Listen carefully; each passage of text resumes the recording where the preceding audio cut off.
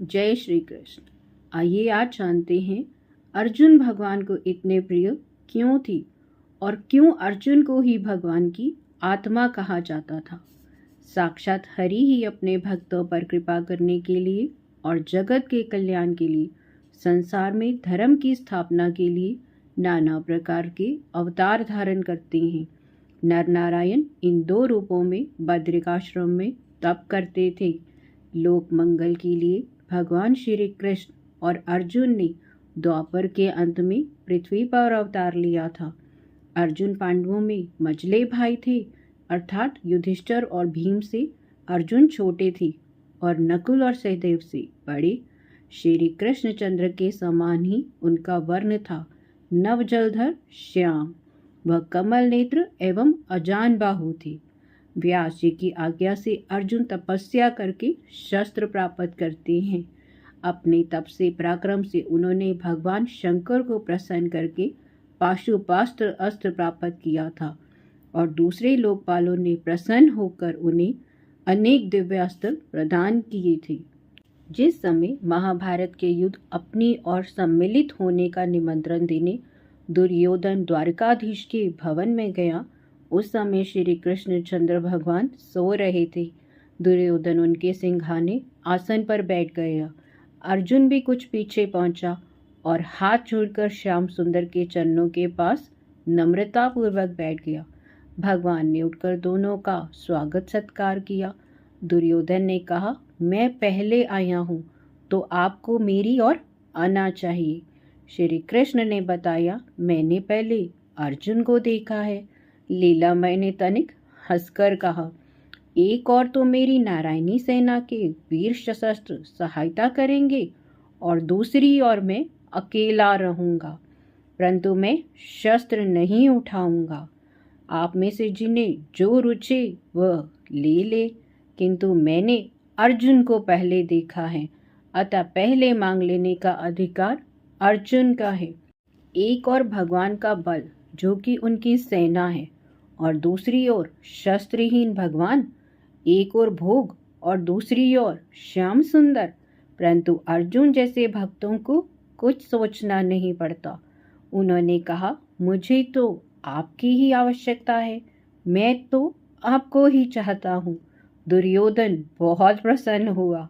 उसे अकेले शस्त्रहीन श्री कृष्ण की आवश्यकता नहीं जान पड़ी थी। भोग की इच्छा करने वाले विषय लोग इसी प्रकार के विषय होते हैं।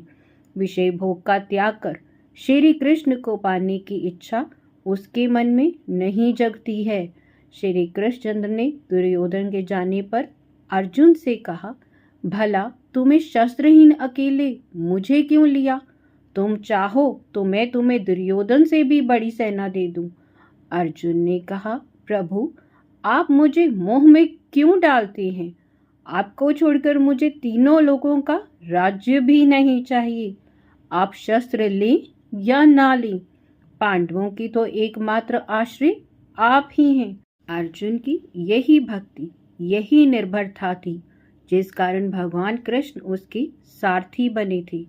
अनेक ऋषि मुनियों को छोड़कर जनार्दन ने युद्ध में अर्जुन को ही गीता का उपदेश दिया था। युद्ध में इस प्रकार उसकी रक्षा कर रहे थे जैसे माता अपने अबोध बालक को सारे संकटों से बचाने के लिए सावधान रहती है। युद्ध में जब द्रोणाचार्य के चक्र में फंसकर अभिमन्यु वीर गति को प्राप्त हुआ, तो अर्जुन ने अभिमन्यु की मृत्यु का कारण जयद्रथ को जानकर प्रतिज्ञा ली, यदि जयद्रथ मेरी धर्मराज युधिष्ठिर या श्री कृष्णचंद्र की शरण में ना गया तो कल सूर्यास्त से पूर्व मैं उसे मार डालूंगा। यदि ऐसा ना करूं तो मुझे वीर तथा पुण्य आत्माओं को प्राप्त होने वाला लोक ना मिले। पिता माता का वध करने वाला, गुरु स्त्रीगामी, चुगलखोर, साधु निंदा और पर निंदा करने वाला, धरोहर हड़प जाने वाला, विश्वासघाती, भुक्तपूर्वक स्त्री को स्वीकार करने वाला, ब्रह्म हत्यारे, गोघाती आदि की जो गति होती है वह गति मुझे मिले यदि मैं कल जयद्रथ को ना मार दूं। वेदाध्ययन करने वाले तथा पवित्र पुरुषों का अपमान करने वाले, वृद्ध साधु एवं गुरुओं का तिरस्कार करने वाली, ब्राह्मण, गो और अग्नि को पैर से छूने वाली, जल में थूकने वाली, गो को जल ना पीने देने वाली और कन्या को बेचने वाली, दान देना कहकर दान ना देने वाले को जो नरक प्राप्त होता है वह नरक मुझे मिले, यदि कल मैं जयद्रथ को सूर्यास्त से पहले मार ना दूं। भक्त के प्राण की चिंता भगवान को होती है। अर्जुन ने तो श्री कृष्णचंद्र से कह दिया था, आपकी कृपा से मुझे किसी बात की चिंता नहीं, मैं सबको जीत लूंगा। बात भी सच है। अर्जुन ने अपने रथ की, अपने जीवन की बागडोर जब मधुसूदन के हाथों में दे दी है, तब वह क्यों चिंता करे। दूसरे दिन घोर संग्राम हुआ। श्री कृष्णचंद्र को अर्जुन की प्रतिज्ञा की रक्षा के लिए सारी व्यवस्था करनी पड़ी। सायंकाल में हरि ने सूर्य को ढककर अंधकार कर दिया। सूर्य अस्त्र हुआ समझकर अर्जुन चिता में प्रवेश करने को उद्यत हुआ। सभी कौरव महारथी उसकी यह दशा देखने के लिए आ गए। उन्हीं में जयद्रथ भी आ गया। भगवान ने कहा, अर्जुन शीघ्रता करो, जयद्रथ का मस्तक काट लो, पर वह भूमि पर ना गिरे। सावधान। भगवान ने अंधकार को दूर कर दिया। सूर्य अस्ताचल में जाते हुए दिखाई पड़ा। जयद्रथ के रक्षक चकरा गए। अर्जुन ने उसका सिर काट दिया। श्री कृष्ण ने बताया, जयद्रथ के पिता ने तप करके शंकर जी से वरदान पाया है कि जो जयद्रथ का सिर भूमि पर गिराएगा उसके सिर के 100 टुकड़े हो जाएंगे। ईश्वर के आदेश से अर्जुन जयद्रथ का सिर बाण से ऊपर ही ऊपर उड़ाकर ले गया, जहां उसके पिता संध्या के समय सूर्योपासना की उपासना कर रहे थे। वहां पहुंचकर सर उनकी अंजलि में जानकर गिरा। झिझक उठने से पिता के द्वारा सिर भूमि पर गिरा, फलतः उसके सिर के 100 टुकड़े हो गए। इंद्र ने कर्ण को एक अमोघ शक्ति दी थी, परंतु कर्ण उसका केवल एक ही बार प्रयोग कर सकता था। नित्य रात्रि को वह संकल्प करता, कल अर्जुन पर इसका प्रयोग करूंगा, परंतु भगवान कृष्ण उसे सम्मोहित कर देते। वह शक्ति का प्रयोग करना भूल जाता। भगवान ने भीम के पुत्र घटोत्कच को रात्रि में युद्ध करने के लिए भेजा। उसने राक्षसी माया से कौरव सेना में त्राही त्राही मचा दी थी। दुर्योधन ने कर्ण को विवश कर दिया, क्योंकि वह राक्षस तो दिखता ही नहीं था, तो उसे मारा कैसे जाए। इसलिए दुर्योधन ने कर्ण से कहा कि वह शक्ति इस पर छोड़ दो, वह राक्षस मर जाएगा। घटोत्कच की मृत्यु से सब दुखी हो रहे थे, परंतु भगवान कृष्ण प्रसन्न हो रहे थे। तब भगवान ने अर्जुन से कहा, कर्ण ने तुम्हारे लिए यह शक्ति रख छोड़ी थी, परंतु अब वह शक्तिहीन हो गया है। घटोत्कच ब्राह्मणों का द्वेषी था, यज्ञद्रोही था, धर्म को लोप करने वाला था। उसे तो मैं ही मार देता, परंतु तुम्हें बुरा लगेगा, इसलिए अब तक उसे छोड़े रखा था।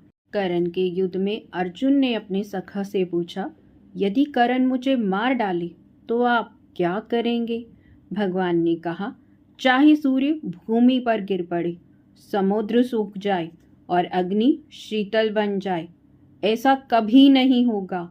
और यदि किसी प्रकार कर्ण ने तुम्हें मार भी डाला तो मैं संसार में प्रलय मचा दूंगा, अपने हाथों से कर्ण के शल्य को मसल डालूंगा। भगवान ने तो बहुत पहले ही घोषणा कर दी थी, जो पांडवों के मित्र हैं वह मेरे मित्र हैं, और जो पांडवों के शत्रु हैं वह मेरे शत्रु हैं। तो भगवान के भक्तों से द्रोह करते हैं, श्री कृष्ण सदा उनके विपक्षी रहते हैं। कर्ण ने अनेक प्रयत्न किए, उसने सर्प मुख बाण छोड़ा, दिशाओं में अग्नि लगा दी, दिन में तारे टूटने लगे थे। खांडवा दाह के समय बचकर निकला हुआ अर्जुन का शत्रु अश्वसेन नामक नाग भी अपना बदला लेने के लिए बाणों की नोक पर चढ़ बैठा था। बाण अर्जुन तक आए इससे पहले भगवान ने रथ को अपने चरणों से दबाकर पृथ्वी पर धंसा दिया। बाण केवल अर्जुन के मुकुट को लगे, जिससे मुकुट भूमि पर जलता हुआ गिर पड़ा। महाभारत के युद्ध में इस प्रकार के अनेक अवसर आए थे। अनेक बार अर्जुन की बुद्धि शक्ति कुंठित हुई थी, किंतु धर्मात्मा धैर्यशाली अर्जुन कभी भी धर्म नहीं छोड़ते थे।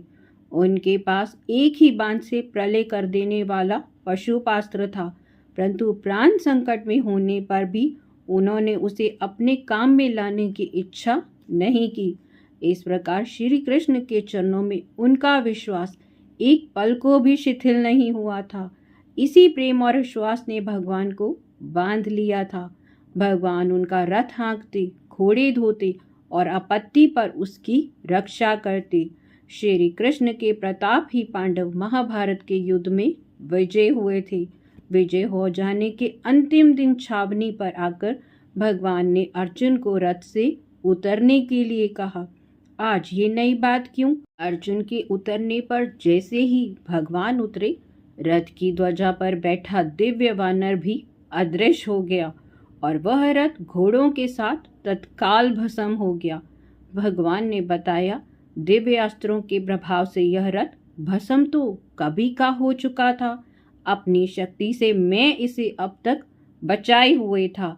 आज तुम पहले ना उतर जाते तो रथ के साथ ही भस्म हो जाती। अश्वत्थामा ने जब ब्रह्मास्त्र का प्रयोग किया था, तब भगवान ने पांडवों की तो रक्षा की ही थी, साथ में गर्भावस्था में पल रहे उत्तरा के पुत्र को भी बचाया था। महाभारत के मुख्य पात्र भगवान कृष्ण और अर्जुन ही हैं। अर्जुन की शूरता, धर्मनिष्ठा, उदारता, भगवत भक्ति तथा उन पर भगवान मधुसूदन की कृपा महाभारत के विस्तार में वर्णन है। दुर्योधन ने कहा था, अर्जुन श्री कृष्ण की आत्मा है और श्री कृष्ण अर्जुन की आत्मा है। श्री कृष्ण के बिना अर्जुन जीवित नहीं रह सकता और अर्जुन के बिना श्री कृष्ण अपना दिव्य लोक भी त्याग दे। भगवान स्वयं अर्जुन को अपना प्रिय सखा और परम इष्ट कहते रहते हैं और उन्हें अपना अर्जुन का प्रेम बने रहने तथा बढ़ने के लिए अग्नि से वरदान तक चाहा था। ऐसे हैं भगवान, ऐसे हैं उनके भक्त। जय श्री कृष्ण।